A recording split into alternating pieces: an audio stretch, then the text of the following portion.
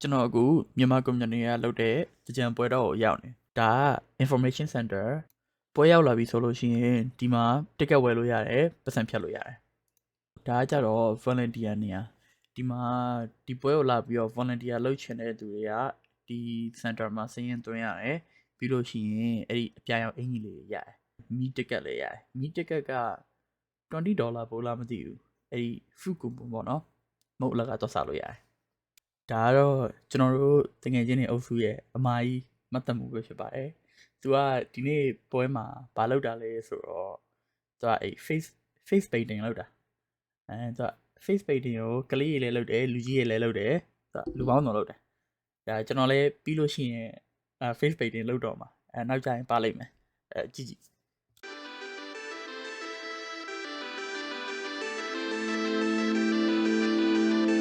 အခုပွဲတွေကိုရောက်လာပြီပွဲထဲမှာဗာမုံနေရှိလဲဆိုတာလိုက်ကြည့်မယ်မုံနေကတော့အများကြီးပဲဟိုမှာမြန်မာအကြော်တွေရှိရယ်ဒါကတော့ကျွန်တော်တင်ငယ်ချင်းမှာကျွန်တော်တင်ငယ်ချင်းနဲ့တွေ့တော့စကားပြောနေကြဘာတွေပြောနေကြလဲတော့မသိဘူးဟုတ်လို့ဆိုတော့ကျွန်တော်ရဲ့ audio file ကပြတ်သွားတော့အတန်ဘာမှမကြားတော့အဲ့တော့ဒါကျွန်တော်တင်ငယ်ချင်းတွေတွေ့တော့ခဏနှုတ်ဆက်နေကြတာပေါ့နော်မတွေ့ရတာကြတော့အခုသူတို့ဆိုင်ကဘာတွေရောင်းတာလဲဆိုတော့ဒါမို့အုံနောက်နဲ့ထန်းသီးမုံရောင်းတယ်အဲ့ဒါကတို့ဘူးလားမသိဘူးဒီဟိုဘက်တော့ဘာလဲတော့မသိဘူးအဲ့ဒါရောင်းနေပါနော်โอเคသူတို့ဆိုင်ကိုကြည့်ပြီးတော့ပြီဆိုတော့နောက်ထပ်ဆိုင်တွေကိုရှောက်ဖက်ကြည့်လိုက်အောင်ပါဒီဘက်ဘေးရဆိုင်ကစမူစာကြော်တုတ်နဲ့ဘရာကြော်တုတ်ရောင်းတာမိုက်တယ်ပြီးရင်မမို့တိုင်းချုံအိုးဒါ D&D ရဲ့ကောက်ညင်းစီထမင်းနဲ့လက်ဖက်နဲ့ကတော်တော်စားလို့ကောင်းတယ်ဒီဦးတို့ကဒီမှာရေမုတ်ရောင်းတာအိုးဒါကစက်သားဓမ္မဒီမှာကမုတ်ဖတ်ထုတ်သင်္ဘောတီတောင်ဒီဘက်ကစက်သားပလာတာမြန်မာဟင်းမျိုးစုံပစုံကွက်ကြော်ဒီဆိုင်ကဘူးသီးကြော်နဲ့အုံနိုခောက်ဆွဲဒါကပူရီရဲ့ပဲကလာဟင်းစိတ်ကလေးသားရဲ့စက်သားဟင်းဒီဘက်မှာကကြတော့ပဲပလာတာရဲ့ကီမာပလာတာရဲ့ဒီပလာတာဆိုင်ကတော်တော်စားလို့ကောင်းတယ်နာမည်လေးကြီးတယ်ဘာလို့လဲဆိုတော့အမြဲစားကျင်လို့ရှိရင် line နေအရှိကြီးပဲဒါကတော့နောက်ထပ်ကျွန်တော်တကယ်ချင်းနေပါသူတို့ဘူးသီးကြော်ဝယ်လာလားမသိဘူး yeah I think it's ဟုတ်တယ်ဘူးသီးကြော်ထင်တယ်ဘူးသီးကြော်ရဲ့ဒါကခောက်ဆွဲတုပ်လားမသိဘူး yeah ဘူးသီးကြော်နဲ့ခောက်ဆွဲတုပ် damn they're eating good ဒီမုံနေကိုကျွန်တော်ခုနေ့ကတော့ပြောတယ်volunteer လုပ်လို့ရှိရင် ticket ပေးရဆိုတာပေါ့နော်ဒီ ticket ကတစ်စောင်ကို5ကျပ်တန်တယ်အဲ့တော့ volunteer လုပ်ရင်4စောင်ရတယ်$20ကို volunteer မလုပ်ရင်တော့ဒီတိုင်းဝယ်ရတာပေါ့နော်အခုအပြင်မှာကြည်ပြီးသွားပြီဆိုတော့အတွင်းထဲကိုသွားကြည့်မယ်အတွင်းထဲမှာအခုဘာတွေလုပ်နေကြလဲဆိုတော့ဝင်းခင်းနေကြတာပေါ့နော်ဝင်းခင်းတာဘာတွေပါလဲဆိုတော့အမှဘရင်တွေမိဖုရားတွေစစ်သူကြီးတွေအဲ့လိုအစုံပေါ့နော်အဲ့လိုအစုံပါတာကိုဝင်းခင်းတယ်အဲ့လိုခေါ်တာအခုကတော့အဆိုတော်တူတူလာလို့ပေါ့နော်မမေကအခမ်းပေးနေရဖြစ်ပါတယ်အခုကတော့အဆိုတော်တူတူနဲ့ဓပုံရိုက်နေကြတာပဲဖြစ်ပါတယ်အခုကတော့ဒီဖွင့်ပွဲဝင်းခင်းတာပြီးသွားပြီပေါ့နော်အဲ့တော့အဲ့လိုမျိုးအခုဒီဘရောက်ရွက်နဲ့ရေပတ်တာပေါ့နော်သူကဒီပွဲကိုလာတဲ့သူတွေအကုန်လုံးကိုတယောက်ချင်းစီဘလို့ရေဖလားတွေကနေပြီးတော့ဟိုရေလေးနဲ့အဲ့လိုလိုက်ပြီးတော့ဟိုတို့ပေးတာပေါ့ပခုံးအဲ့လိုမျိုးပေါ့ဝင်ခင်းတာပြီးသွားပြီဆိုတော့အခုဒါကတော့ကြံအကနဲ့စနေပါပြီပေါ့နော်ဒါမမေကနေပြီးတော့အရှိမဥဆောင်ပြီးတော့ဒါအနောက်မှာဒီလူတွေအများကြီးနေပေါ့နော်အဲ့လိုပွဲမှာကြံအကကနေကြတာပါအခုကတော့တချင်းအဆိုနဲ့အကတွေစနေပါပြီမြန်မာပွဲမှာကျွန်တော်ရဲ့နောက်တင်ငယ်ချင်းတယောက်နဲ့လာပြီးတော့စုံနေတာပေါ့နော်စုံတော့သူနဲ့စကားတွေပြောပြီးနှုတ်ဆက်နေတာပေါ့ဒီဘက်တော့မှာတော့ဥအောင်ရဲ့ကြံရေးပဲဖြစ်ပါတယ်ဒါ ဒါကတော့ဥအောင်ကိုယ်တိုင်ကြံရည်တွေဖြော်နေရပါတော့ကြံရည်တွေသူကိုယ်တိုင်ကြိတ်ပြီးတော့ဖြော်နေရပဲဖြစ်ပါတယ်ကျွန်တော်မှားထားတဲ့ကြံရည်ကရပြီပေါ့နော်ကြံရည်ရပြီဆိုတော့ကြံရည်ကိုတောက်ကြည့်မယ်ကြံရည် review လုပ်မယ်ဒီကြံရည်ကတော်တော်တောက်လို့ကောင်းတယ် yeah it's really good ဒီမှာကလေးရေဆော့ရနေရဒီမှာရေဆော့လို့ရတယ်ပြင်မှာတော့ပတ်ပြီးသားပြီထဲကိုပြန်သွားမယ်ခုချိန်မှာဘာဝယ်စားရင်ကောင်းမလဲမသိဘူးပတ်ကြည့်လိုက်အောင်ရေမုတ်စားမယ်ဒီရေမုတ်ဆိုင်ကလူကြိုက်များတော့ကျွန်တော်တို့ရှေ့မှာတန်းစီတာပေါ့နော်7မိနစ်15မိနစ်လောက်တန်းစီနေရတယ်7မိနစ်လောက်စောင့်ပြီးတော့ရေမုတ်စားပြီးသွားပြီဆိုတော့အထဲထဲကိုဝင်ပြီးတော့ဖြော်ပြွားတွေတော့ကြည့်မယ်ရွယ်လေးတွေကားကြမယ်ရေးပေါ့နော်ဆိုခုနဆက်စားကျွန်တော်ကမိမိလေးတွေကအသက်6နှစ်ကနေ12နှစ်အထိကပ်ပြီးသွားပြီနောက်ကဆေကျော်သက်ကလေးတွေကပ်ပြီးသွားပြီခုဟာကျတော့ကျွန်တော်တို့ရဲ့မမတွေအရွယ်ပေါ့နော်မမတွေအရွယ်ဖြစ်တဲ့ရမင်းရောက်စင်ရင်းကိုဖိတ်ခေါ်ပါတယ်တင်းနေကြတယ်မလလဝဲမဆဆွေမြဲမမိုးဆန်မမီမမေပြူမမိုးဆန်မမီမီခိုင်မမီမီလိုက်တော့အလုံးလက်ခုပ်လေးနဲ့အားပေးကြပါဦးခင်ဗျာနာစီကစားလေးပါရိုက်နေပြီ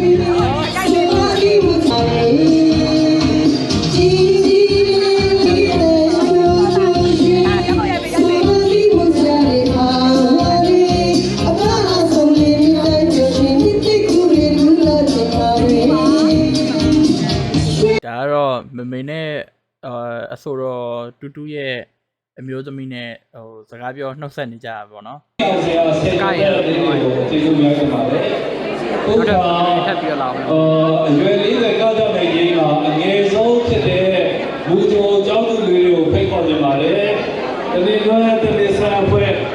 ဖိတ်ခေါ်ကြပါတယ်အစီအမံကိုကြွားခဲ့ပါ။အကုန်လုံးကအမေတော်တို့တော့ဖွားတယ်ဖြစ်နောက်တစ်ခါလည်းကားကြမှာကားနိုင်ဒီနေ့ကားနိုင်လို့ကားတာအားပေးတဲ့သူကအများကြီးကျေးဇူးတင်ပါတယ်ဆက်လို့ရပါပြီ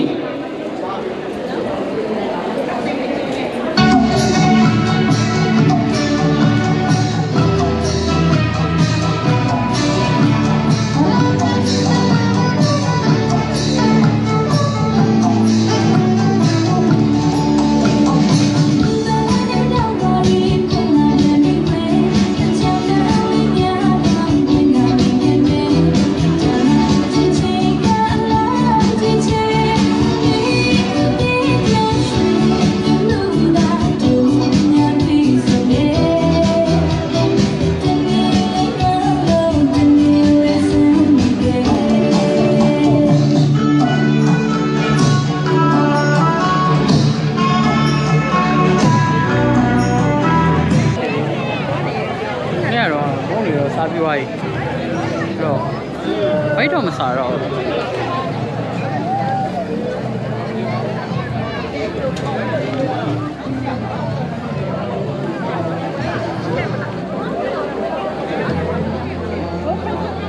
Let's check ဘုံမပတ်တော့လုပ်ပေးရရှိတယ်မသိဘူးချင်းနေဘလို့လဲကောင်းကောင်းလားကောင်းတယ်ရောင်းကောင်းတယ်ဗါဒီအကုန်လုံးတော့ကုန်သွားပြီဟုတ်ကဲ့ကုန်သွားပြီလေပဲလေးနဲ့စနေအဲ့လိုကုန်သွားပြီလားဟုတ်ရောင်းကောင်းတယ်အဲ့ဆိုခမတပိုင်လေဒါမဟုတ်ချင်းဩလူတက်လာလေအဲ့ဒီပဲနော်ဟုတ်လှလားအခုဘုံကိုပြင်ကြည့်မရောင်းနေရလားလှပြင်နေရလားလာအဓိကဈေးရောက်လှလေးနဲ့ဈေးရောက်မှာနဲ့ပြည်တီကိုနဲ့ဟိုလေကိုရီးယားဈေးတယ်ဘောကဆိုအဲ့လိုရုပ်ကလေးနဲ့ဖမ်းပြရရောဒါချောင်းတော့စတာလေးရှိနေပါလို့ရောင်းဈေးတယ်ဘောဒီပြောရတယ်မှန်ပါတယ်ဟုတ်ပါတယ်ဒီမှာဈေးတယ်ဆိုတော့ねရုပ်လေးပြပြီးတော့ရောင်းရတာပေါ့ရုပ်မထုတ်တိုင်းခန်းကြီးတော့ဖိုးလိုက်ပြီးကြည့်ရုပ်မထုတ်တိုင်းဘယ်သူမှဝယ်မှာလဲဟုတ်ပါ Thank you နော်ဟုတ်ကဲ့ Hello ဘယ်ဝယ်ထားပြီလဲတန်ကြီးတော့ခုနဝယ်လာတာ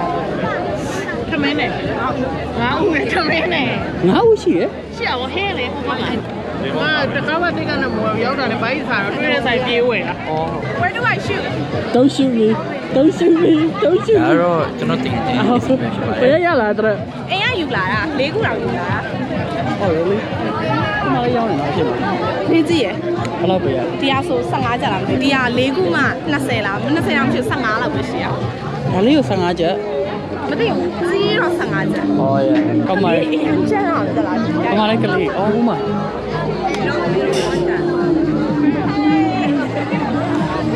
I have nothing look what I have see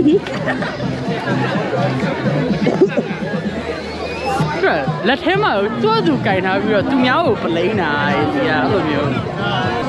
ရောက်တဲ့တိုင်ပဲဟိုတက်ပြအောင်လေ ကလေးနဲ့တော့ပြန်ပြီးဖြစ်ပါလား အရင်ကနေတာဆိုအေးဟုတ်လုံးလုံး It's okay we can blame the kid ခု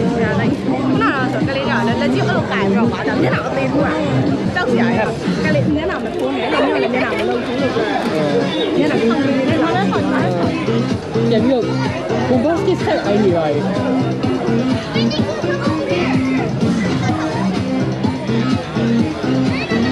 ဘလို့ဒီဘောစစ်ပြကြပါတို့ရလုံးနေကြတယ် Bố mì hơi, bố mì hơi. Bố gì bố? Có lẹ. တို့လုံးနေကြပြီလားကြာပါပြီဩဟုတ်လားဟုတ်ပါဘူးဒီနေ့ကမများထဲရမှာမလုံးရေပေါ်တယ်စတော်ဘယ်ရီထည့်စားဖို့စတော်ဘယ်ရီထည့်အဲ့ဘယ်မစိုးဆမ်းပြီးတော့ထည့်ကြည့်လိုက်ပါစိုးနော်စတော်ဘယ်ရီလေးနဲ့ပဲရေးပါရလားပဲရနေလည်းကောင်းမေးမလုံးရေပေါ်ကလေးတွေနဲ့ Oh my god ရှာကြိုင်လို့မရလက် ဝေးအဝေးပို့ပါရလား ပါပါ ဟောပါရင်တော့ okay ဒါတော့ဒီဘက်ကမော်လုံးရေပေါ်ကိုပြုတ်တဲ့နေရာပါနော်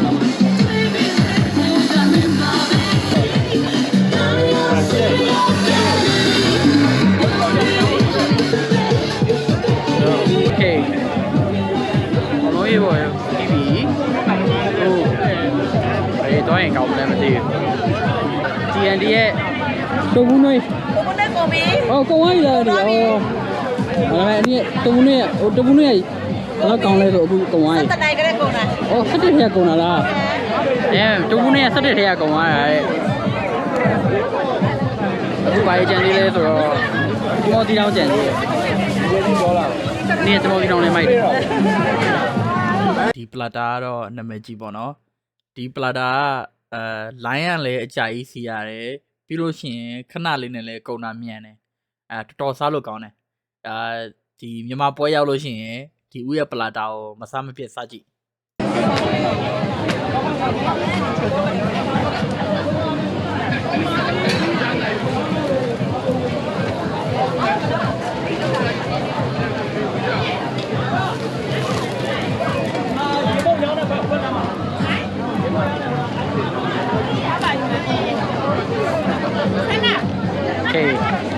ဒါတော့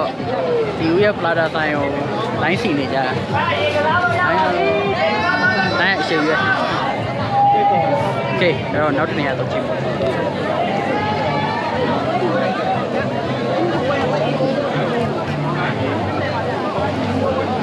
ဆိုင်ကဘူးဒီကျော်နဲ့အောင်လို့ခေါ်ပါတယ်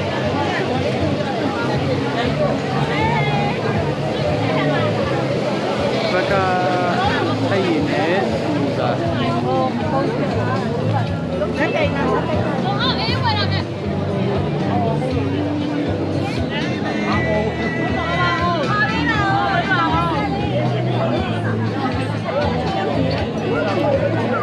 ာ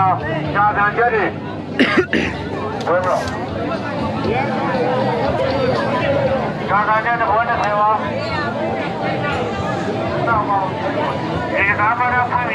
ဒီနေ့ပလာတာရဲ့ရေမုံရဲ့တီးရတဲ့လောက်ကတော့ပလာတာနဲ့ရေမုံကတော့လိုင်းနေတော့များတယ်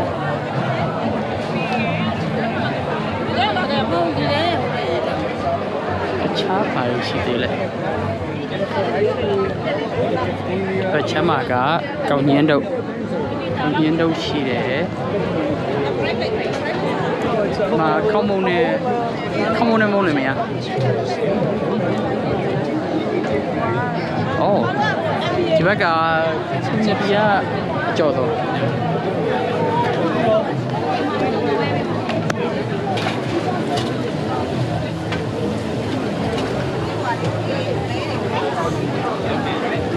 ကျွန်တော်အခုတွေ့နေရတဲ့သူကတော့ Valorant Pro player ကြီးဖြစ်ပါတယ်ဒါတော့ Valorant Pro player ကြီးပါ来呀！上面，人家来ကြည့်ရမှာဟုတ်ရတယ်ကျွန်တော်ကြည့်ရမှာကြီးကြိုက် Pro ပါလိုက်မယ်进来，人家谁来着？黑马谁来着？ Pro ဆောက်မှာလေည上面，နော် 上面。 Okay ဒါကကျွန်တော်ခုနေ့ကတော့ပြောတဲ့မတ်တပ်မှု face painting လုပ်ပေးတယ်ဆိုတဲ့ဟာပေါ့နော်ကျွန်တော်ကတော့ face painting လုပ်ပြီးသွားပြီကျွန်တော်လုပ်တုန်းကဗီဒီယိုမရိုက်လိုက်ရအောင်အဲ့တော့ဒါဟိုတခြားနောက်အကိုတခြားသူတွေကိုလုပ်ပေးနေရအောင်ဒါဗီဒီယိုရိုက်လိုက်တာပေါ့နော် Okay အဲ့တော့ဘယ်လိုလုပ်မလဲဆိုတာကိုဆက်ကြည့်ကြမယ်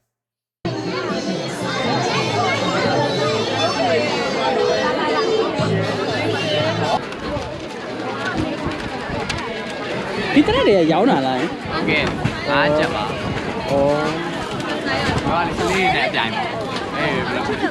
ဘယ်လိုပေးလားမပေးလားမပေးရင်ပြစ်ပါလားဒါလေးအကြီးနဲ့တက်ဆက်ပြင်းတခါနဲ့ကြီးတွေဖိတ်ကိုပတ်စံနေဆိုတော့ကျွန်တော်မလားလုံးနေမနေတော့ပေါ့တန်းတော့ကိုကပေးပြီလေ3နိုင်ဟာဟုတ်တယ်3နိုင်ထိဘာပြန်ကားလေးချက်ကောပါလေဘာသာမှာအော် yeah ဟိုဆန်ဖရန်ထိပြန်မှာမော် yeah ပေးနေမချက်ချင်လို့ဟေးပါဟုတ်ကဲ့ရှင်ရလာအားကျေးဇူးပါတယ်ရှင်အလိုက်လည်းမပြောဖို့ပြောပြီးတွေ့လားကျွန်တော်တို့နေရတယ်အမောက်လုံးနေမှာဆိုတော့ငါအမွှေးနေနေတော့အတိုင်းပဲပြန်လာတယ်တော့အားပါပဲတော့အနေအားတကယ်နေနေတယ်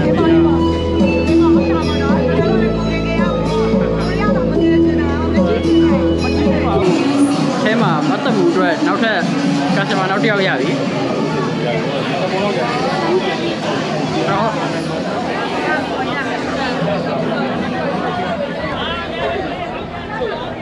ကိုရီးယား marketing ကဘယ်လောက်ကောင်းလဲဆိုလို့ရှိရင်လုံးဝဖြတ်ရုံပဲမလားဗျာဘာနဲ့ဖြတ်ဟိုအမဓာတ်ဆီနဲ့ဖြတ်ရမှာဗျာ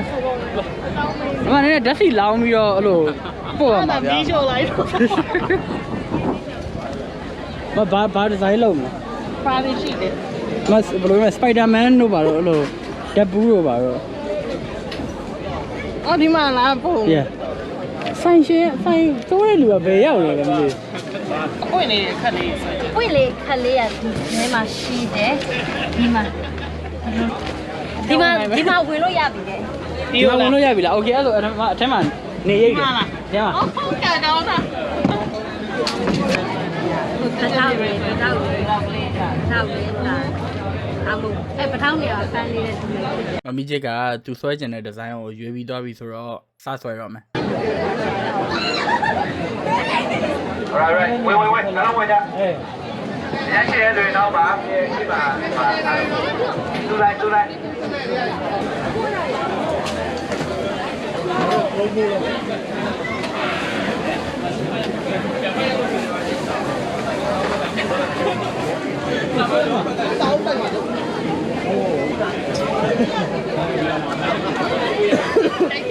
ဒီကြောင်လေးက model လို့ခေါ်တယ်သူ့ကို Instagram မှာလည်းရှာကြည့်လို့ရပါတယ် Who is he? He's 5 years old. You can tag him on Instagram. Supercat Mori. Oh, Supercat Mori. Okay, I will. Yeah. Okay. 走后边嘛咯。Oh. ကျေးဇူးပါ။ညာဟုတ်။တနေ့ကောင်ဗီဒီယိုရိုက်နေပြီးတော့အခုမှဖုတ်ရတော့မယ်။ဗီဒီယိုရိုက်ပြီးအပ်တယ်လို့တော့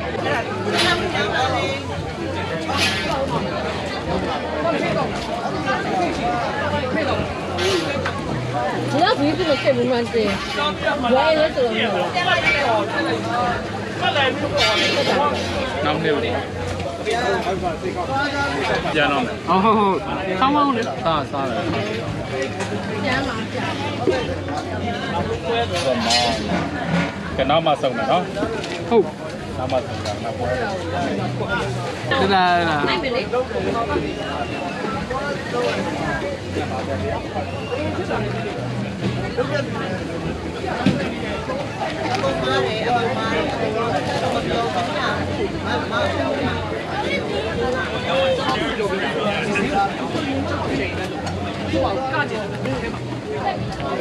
မွေးငါကုံသွား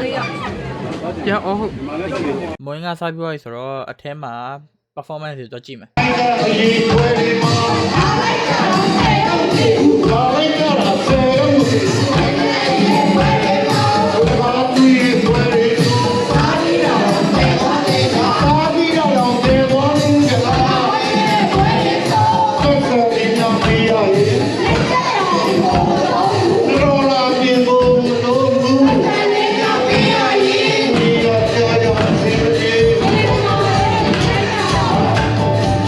စီမံမှုအားလုံးကိုတက်ပြတာအားလုံးကိုဒီကနေ့ကျွန်တော်ဘယ်လိုမျိုးတောင်းပါလဲကျွန်တော်တို့ပြည်စည်းကြရပါဒီကတော့ကျွန်တော်ဆောင်းလုံးပတ်ပြီးတော့ရက်တူတူလေးနဲ့အစီအစဉ်ရတာတော့အစီအစဉ်ပြီးဖြစ်တော့တော့နောက်နေ့ရဲ့ပုံစံပေါင်းအောင်လုပ်ကြပါပြောနေတဲ့တန်ကြကတော့ဆောင်းလေးကိုရှင်းမှကျွန်တော်လည်းပြောတာများတော့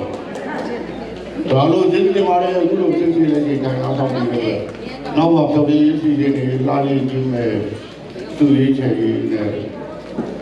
ဘာသာဘာသာတွေအများကြီးကြည့်နေတယ်ဆက်အားပေးကြည့်ကြပါဦးနော်။ကျွန်တော်နောက်နေ့လိုလဲကျောင်းစီမာလေးတွေအောင်ပွဲတွေနဲ့ဒီပေါ်နော်။တို့ပြည်သူတွေညီရလားဟဲ့။ညီရဲညီရဲတို့တိုင်းသားတွေညီရလားဟဲ့။ညီရဲညီရဲ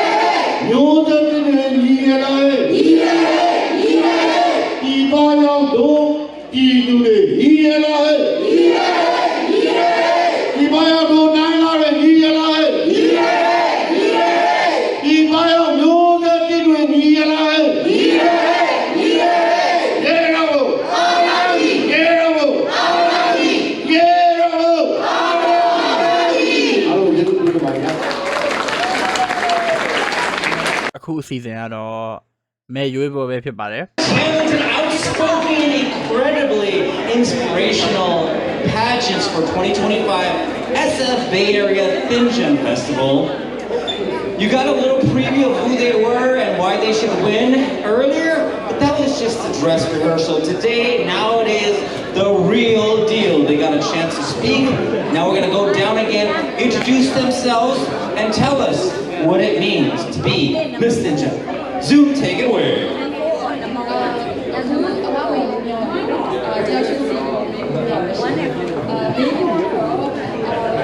How will you contribute to the Myanmar community if you guys actually won the Miss Pageant? That's right. Come on up, contestant number 1. Thank you for your invitation. If I'm honored with this title, I would like to use it as a platform to give it to the community in meaningful ways. Since I can play the violin, I would like to use my talent as a violinist to perform music that brings joy and comfort to people. And also, to me, winning this title will not just be the personal honor, it will also be my privilege to donate member to the community. And last but not least, I'm so proud of showcasing our Burmese traditional costume to the world with dignity and pride. And we are the Muda Ihaya, the Yamasabe, the Mayoya Usasi and Mune, the Mayoya 3,000 euros, Kabale, Babiaga, Kumuja, and Chapachi, my share. I love it to take my share. Thank you very much, contestant number 1. Contestant number 2. Step right up.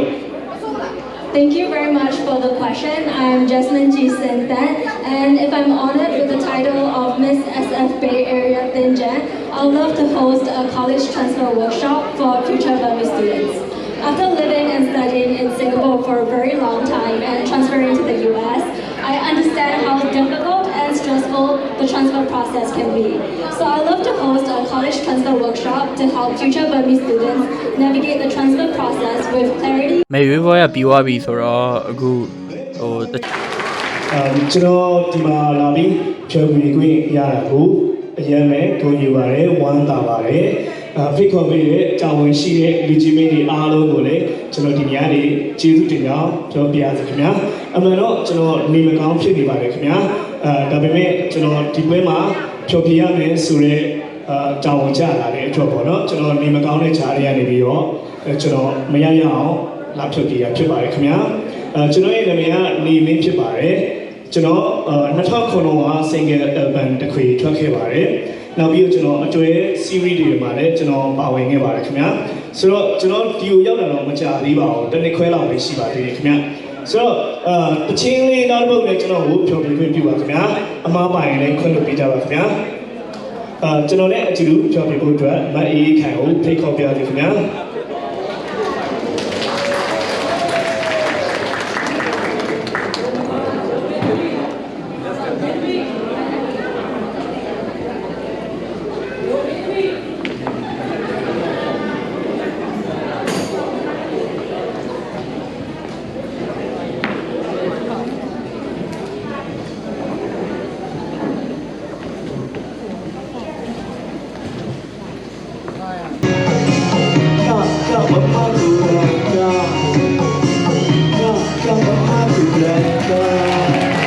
Thank you so much. ကျေးဇူးများကြီးတင်ပါတယ်ခင်ဗျာ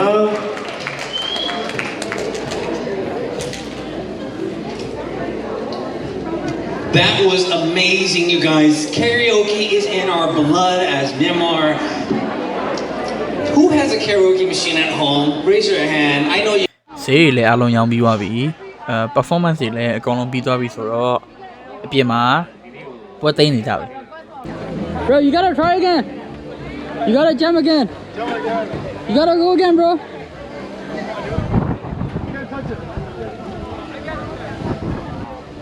Alright, you got this.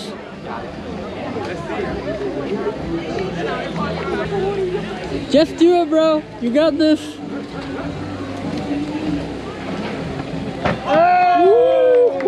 Da ကျွန်တော်တို့ volunteer တွေပစ္စည်းတွေသိမ်းနေနေဒါ talent show လုပ်တာပေါ့နော်ဒါ high jump လုပ်တာလေ Bye, ball out ချင်တယ် ဒါကတော့ကလေးတွေယူကစားတဲ့မန်တက်ပေါ့နော်အခုပွဲရပြီးသွားပြီဆိုတော့ဒီဘောလုံးတွေကိုဖောက်ပြီးတော့သိမ်းနေကြတယ်ခုမှဘောလုံးဖောက်ပြီးသွားပြီဘောလုံးဖောက်လို့ကောင်းတယ်ပြင်မှာပစ္စည်းတွေတော့အကုန်သိမ်းနေကြပြီအော်ခုမှဒီဆိုင်ကအကျော်ရရှိသေးတယ်ဟိုဟာအတွက် volunteer တွေအတွက် okay volunteer တွေအတွက်အကျော်တော့ကြည့်မယ်ဒါအခုအားလုံးပစ္စည်းတွေသိမ်းနေကြပြီဆိုတော့ဒါဒီမှာ volunteer တွေစားကြလို့ရှိရင်လာပြီးစားလို့ရတယ်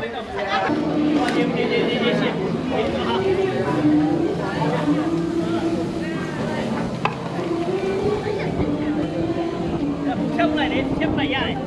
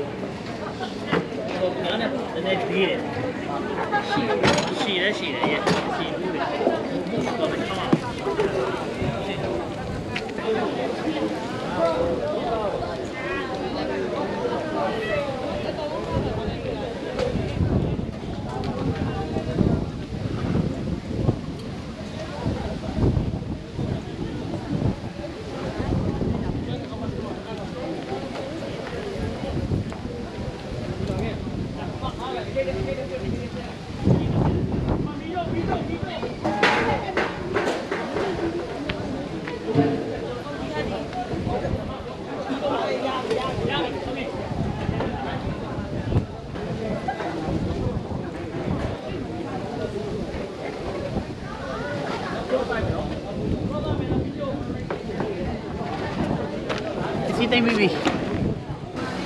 ဘာလုပ်ပြရမလဲဟုတ်တာဒီဟိုကောင်ကိုလုပ်တယ်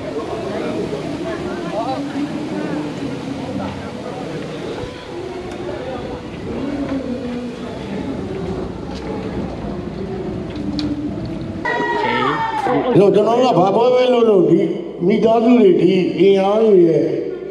ကူညီမှုတွေနဲ့ကျွန်တော်တို့ပွဲတွေအောင်မြင်အောင်ကြည့်ပါတာတော့ကိုနေကြီးကိုကြည့်ပါအားလုံး အခုကတော့ပွဲမှာလူတွေအားလုံးလူတွေအဆုံးဓာတ်ပုံရိုက်ကြတာပေါ့နော်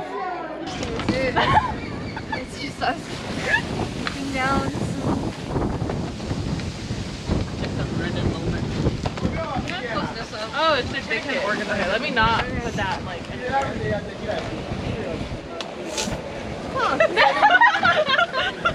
Oh my God, there's more in here, guys. Let's combine. Shoot, that's yours. No, that's not trash now. ဒီထဲထဲမှာတော့ခုံနေရောပစ္စည်းရောတော်တော်များများဟိုရှင်းသလောက်သိမ်းပြီးသွားပြီပေါ့နော်။ကိုရပြီးသွားပြီဆိုတော့ အချိန်မှာပင်ဖြုတ်နေကြပြီ နေ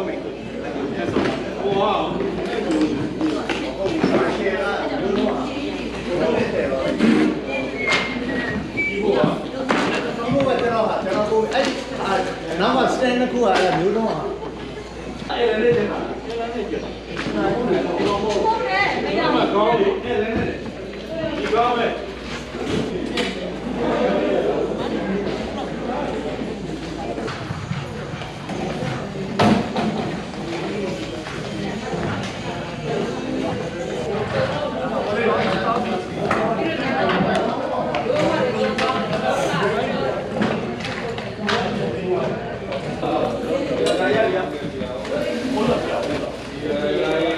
အပြင်မှာအမိုးတွေသဘောတွေအကုန်လုံးသိမ်းလိုက်တော့